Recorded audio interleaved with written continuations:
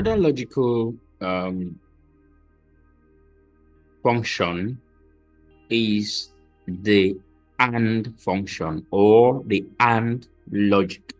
It is used to compare more than one condition, and it will return true if all conditions are met. If there are two conditions, three conditions, it will return true if all conditions are met, and return false if any of the condition is not met. Let's do this and see. Let's say we want to do a comparison between John and Paul and so on. We want to say, is it true that both John and Paul met the sales target? So if that is what we want to do, we'll say equal to the and now, and then we'll go to pick our first logic. Our first logic is that John's sales performance, which is at B14, should be greater than our sales target, right? While the second logic will be Paul's performance, which is in B13, should be greater than our sales target. So look at these two conditions now. Remember, I say we could basically have more than two, but look at these two conditions. The AND logic here is that both John and Paul should have surpassed our sales target for the status to be true. If that's the case, you see, it's true.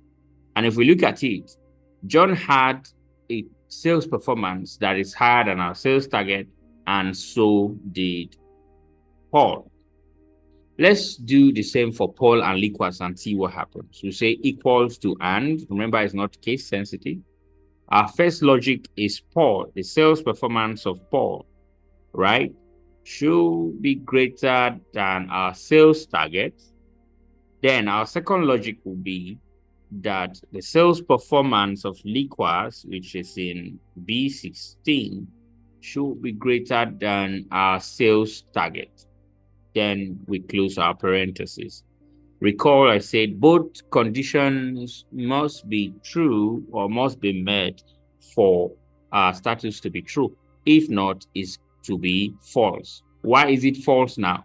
It is false because if we look at it, Liquas, right, did not meet our sales target, even though Paul did. But you see, and means that both must be met.